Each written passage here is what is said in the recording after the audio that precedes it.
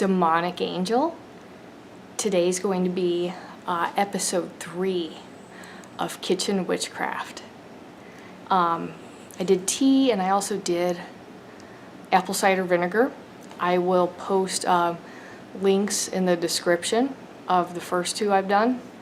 And Kitchen Witchcraft is just kind of like that sort of vibe of when a lot of us start off on the right-hand path and making candles and putting together the herbs and things like that. And I think that that's a really, big part of my heart in witchcraft. When I cook, I always feel like I'm, making a potion or something like that rather than cooking. So I like that kind of thing. So today, the one I would like to bring to you guys is, in some parts of herbal medicine, it's called nature's Xanax, and I'm talking about valerian root. I get them at it's like a health store. They have a lot of, vegan-friendly meals, and all sorts of things like that. Small business products like lip balms and hemp massage oil and that kind of thing. So these are little examples here. This is one of valerian root capsules, and you could swallow it whole, or this one is just made of it's got rice gelatin for the capsule, and you can just easily open it and you can have it as a tea or put it in with some other things like passion flower, chamomile. Those are some of the things I've done. It's not the best tasting tea, to make, but I do it sometimes because it kind of, works a lot faster. Because if you make your digestive system have this hot drink, it basically awakens your metabolism, your stomach, and you can get the benefits of that. It's a little bit stronger and it works a little bit faster if you consume tea. If you don't want it, if you're not in the mood for it, like sometimes I'm not, then you just take the capsule.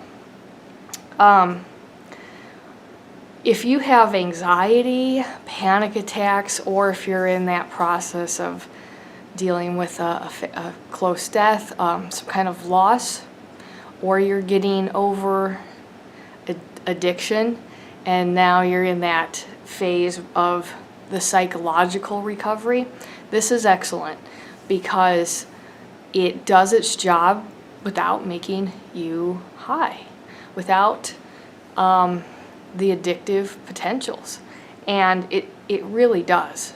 I mean, for these kinds of things, I do recommend trying it. Now, just like I was chatting with a subscriber about this, I think the best thing to do is, let's say you want to take valerian root, go to your primary care doctor first and say, I want to start taking valerian root. Is that something that you would be okay with me doing? And sometimes you kind of have to get interactive with your doctor like that and say, hey, I'm on this, cholesterol medicine, diabetes medicine, whatever, and say, does it have an interaction with this medicine that I'm prescribed? And then they'll look into it for you, because sometimes they just go, oh yeah, whatever, try it, and you want to get in their face, let them know it's important that, and most of the time like that, you can get a lot better results. They should obviously be much better about this, but the best thing to do is to do your own research, care about be your own guide, your own doctor in this way, and then take it to a medical doctor, present it in that fashion. Then you can be monitored, and that kind of a situation. Some of the known things I know you should avoid. Alcohol, let's say you've had a few beers or something. This can make you throw up.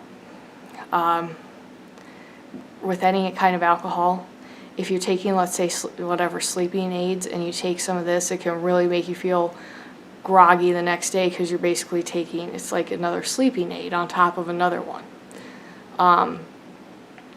So you just want to, be aware there's many other interactions. I think St. John's wort, for some reason, might be an interaction like that. So there's plenty of them out there. Be on the lookout. But this really just, you take it, and that little, let's say you're at you're having a bad day, right? Like a really bad day. And you're at like a 3 or 4 out of a 10 on a mood scale. And you take this, or you're having those panic attacks. Within the hour or something like that, you can bring that mood level up to like a 5, 6, maybe even a 7. It's different for everybody. So that's not a drastic change. It's not that kind, it's not a miracle drug. But that noticeable difference to kind of help you balance that anxiety out, because once anxiety really sets in and it starts consuming your focus and attention, it's hard to do what you want to do in that day. But if you can bring that mood up a couple points, it makes a difference, huge difference, and now you can at least get some chores done to make dinner or whatever you need to do to just get through that, and as opposed to just feeling that way and kind of being stuck.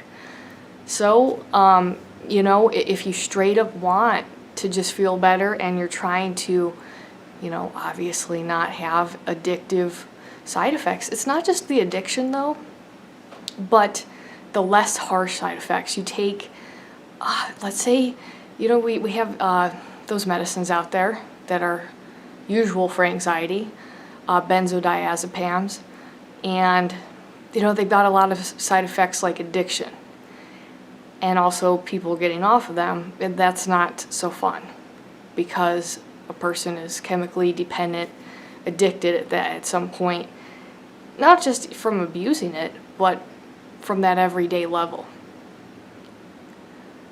So I do recommend giving this a try, and it can make a difference because that's not going to be present. So that makes all the difference in the world if you're really trying to look at it that way. Also, other medicines that something like, let's say, hydroxine, which is a anxiety medication, that doesn't have so much of the addictive component, but there's still a lot of side effects. Like, you take it and it's going to make you feel, less panic attacks, but then the severe drowsiness is really going to set in, and it can interact with allergy medications, and you could, feel dry mouth, heart palpitations. You can look at a list. So that, but with valerian root, compared to something like those kinds of prescription medicines on both of those kinds of addictive, non-addictive, this is a better substitute. Give it a try. Let me know what you guys think.